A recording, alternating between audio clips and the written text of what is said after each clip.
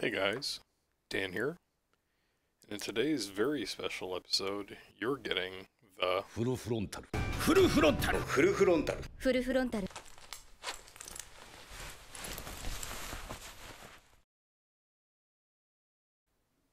Well, I hope that intro didn't get you too excited. Today we're going to be unboxing and looking at the Rebawoo, or Rebawoo, or whatever you want to call it. So, you remember 4 years ago, this video that only has 10,000 views, where I said I really wanted a 1/100 sized Rebawoo? No? Well, me neither, but here we are. This is a kit I was very excited to get when they first announced it, and then it's been sitting on my shelf ever since then, not being built. So, I'll get to it eventually. This is one I'm looking forward to, but I just haven't had the time yet. As you saw at the beginning of the video, the kit has one of those terrible P-Bandai CG solid color covers, which I totally get, it saves on costs, but when you see the full color version, I just really wish they printed some of these P-Bandai boxes in color. So, it's your standard RE1100 manual. This build deviates from the Rebawoo by a degree, but there are still a lot of commonalities between the two kits, so if you have the one manual, this one probably won't look all that different until we get to the weapons section. This version of the kit, of course, has the Sinanju's rifles as well as its beam hawks, and it has a different model shield, which is kind of neat. And then we, of course, get into the transformation. This is completely worthless to me because I'll never transform this kit. I think the two little fighter craft this thing transforms into, it doesn't interest me. I'm not going to say it looks stupid, but it's just not interesting at all. And then in the back, of course, you get the instructions for applying all of the water slide decals, because this kit, thankfully, comes with water slides that replicate the the faux full frontal decal scheme for the kit, because this was supposed to be the mobile suit he piloted as the leader of Neo Zeon until he got the Sinanju. So we have the full frontal 10S with a tally mark through it, indicating that it is not his mobile suit any longer, along with some very familiar piping. Looks like something you would see on the Sinanju, and kind of your standard range Ikitoki decals. So that's nice. I really appreciate when we get decals with our P-Bandai releases. So this, let's see, these first two runners,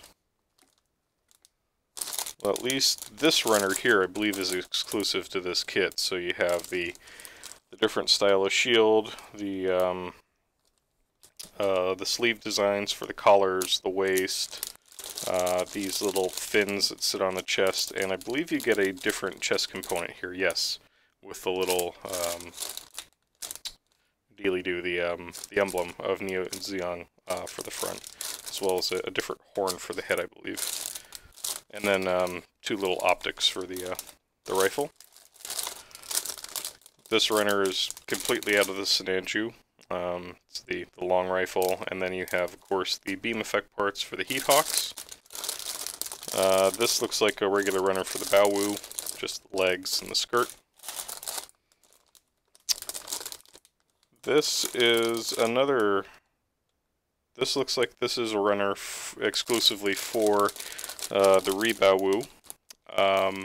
It has these little, I think they're beam cannons that sit on the legs, which it seems like an odd choice to me, as well as the kind of Sinanju-esque flight pods for the sides of the legs, and the different style of feet here. Now that I'm thinking about it, where did I put that manual?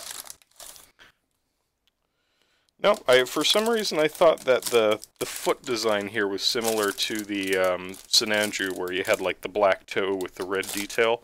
But no, it actually looks like it's one solid red color, so no masking there.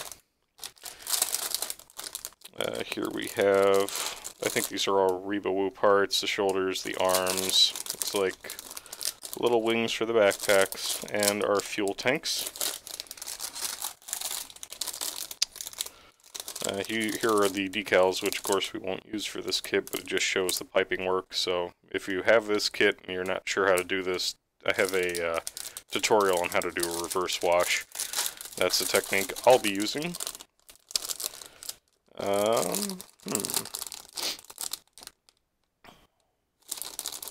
this is the Heat Hawk here, but it's interesting. This is not the runner from the Sinanju, so I'm guessing they just took the Heat Hawk part of the Sinanju design and put it on this runner for the Rebawoo, because you can see, up here at least, it says RE1100. So that's interesting. Looks like we have some missiles, some backpack parts, some inner frame detail. This kit doesn't really have an inner frame, but you do get little bits of gray. Some of the white detailing parts for the little thruster nozzles everywhere. Our RE1100 polycaps. Looks like most of this, these skirts, for example, these are from the standard Rebawoo. The Rebawoo has a little black thing that goes up here and adds some detail to it. So it looks like these are some parts for the chest, but also some throwaway kibble. And then our last component, it looks like more inner frame detail for the joints and the shoulders and the forearms.